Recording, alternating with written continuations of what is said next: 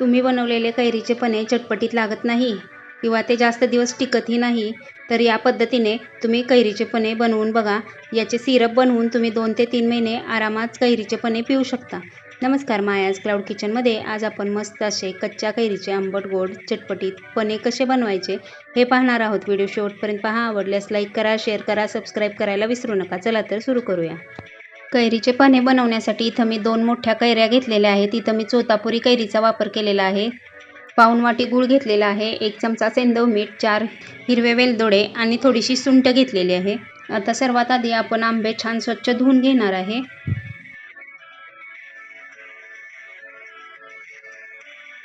आता इथं आपले आंबे छान धुवून झालेत. आता आपण याच्या पाठीमागचे देठ काढून घेऊया आणि याचे 2 भाग करून एका कुकरच्या डब्यामध्ये किंवा एखाद्या भांड्यामध्ये घालून याला आपण कुकरला छान 2 शिट्ट्या करून घेणार आहे आणि याला मऊ छान शिजवून घेणार आहे.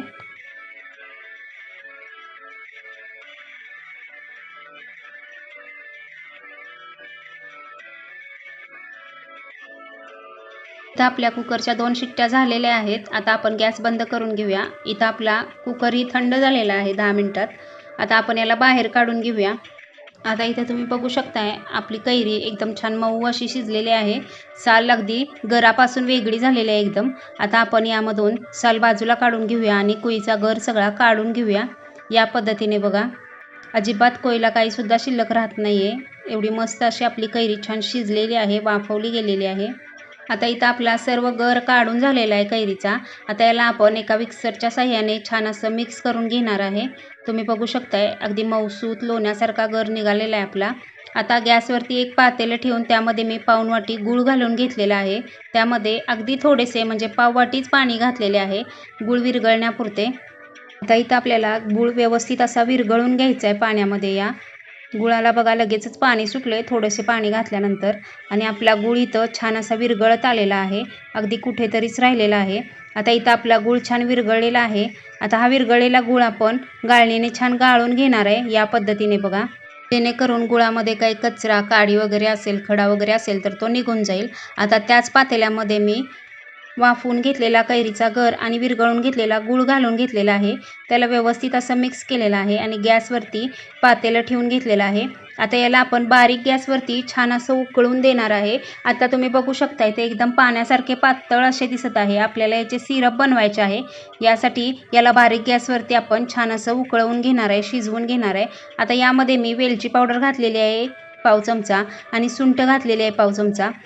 सुंठ आणि वेलदोड्यामुळे याला छान असा स्वाद येतो, फ्लेवर एकदम मस्त लागतो, चवीला पने आपले अप्रतिम लागते.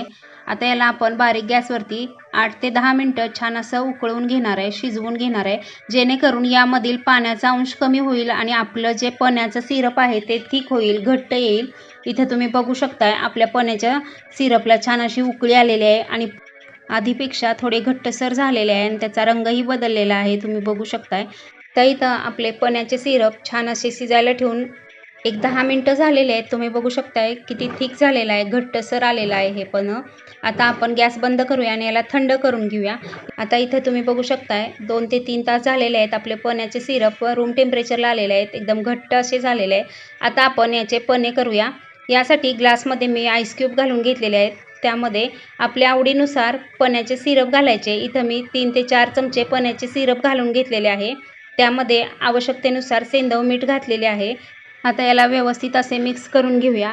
इथे आपले मस्त असे आंबट गोड चटपटीत असे कैरीचे पने पिण्यासाठी तयार आहे.